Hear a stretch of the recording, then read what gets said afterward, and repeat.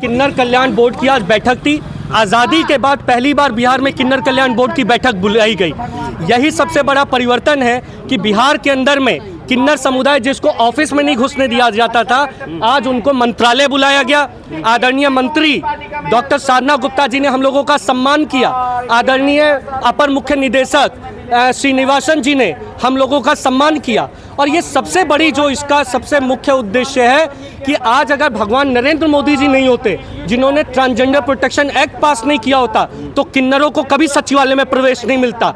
कभी किसी सरकार ने किन्नरों के बारे में नहीं सोचा। लेकिन आज सम्राट चौधरी जी की सरकार और नरेंद्र मोदी जी की सरकार ने किन्नरों को इतना बड़ा सम्मान दिया है, हम लोगों को बड़ा बड़ा पद दिया है। और इसीलिए हम लोग तो मांग करते हैं कि भगवान नरेंद्र मोदी का बड़ा आश्रम बने, बड़ा मंदिर बने और उसमें किन्नर लोग पुजारी हो, ताकि पूरे देश में किन्नरों को सम्मान, सुरक्षा, शिक्षा, स्वास्थ्य और पुलिस सुरक्षा मिले। आप लोग के कल्याण के लिए क्या बात है? आज हमारे कल्याण के लिए बात हुई है कि जिस तरीके से बिहार में दरोगा, ट्रांसजेंडर समुदाय से 3-4 दरोगा बने हैं, आज हमारे को अपर मुख्य सचिव जी ने बताया कि बिहार में किन्नर कल्याण बोर्ड बन गया है। हम लोगों को उसका माननीय सदस्य नियुक्त किया गया है।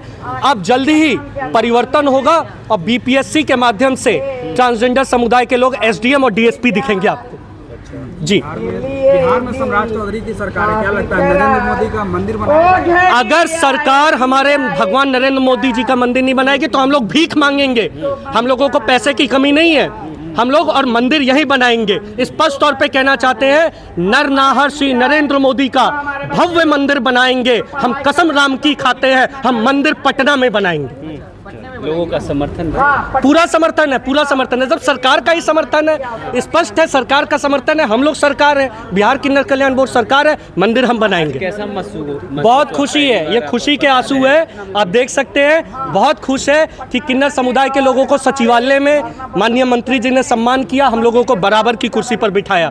इससे बड़ा परिवर्तन क्या है? ये भगवान के राम राज्य की तो सरकार है कि एक तरफ सबरी को जूठे बेर राम जी ने खाए थे और आज डॉक्टर साधना गुप्ता जी ने हम लोगों को साथ में बिठाया। श्वेता गुप्ता आपके समुदाय के बांकीपुर विधानसभा उपचुनाव में वो लड़ने के लिए वो खड़ी हुई होती, लेकिन किसी कारणवश उनका रद्द कर दिया गया। वो आरोप लगा रही है मौजूदा सरकार। उस जिले का, अगर पटना जिले का डीएम ट्रांसजेंडर होता तो शायद वो कभी नामांकन रद्द नहीं करते। लेकिन कोई आईएएस आईपीएस किन्नर है ही नहीं, इसीलिए वो किन्नरों के दुख तकलीफ को नहीं समझते। अब हमारे समुदाय के लोग आईएएस आईपीएस बनेंगे और हमारे लोगों को न्याय मिलेगा। वरना अगर डीएम साहब किन्नर होते तो वो कभी किन्नर का नामांकन रद्द करते।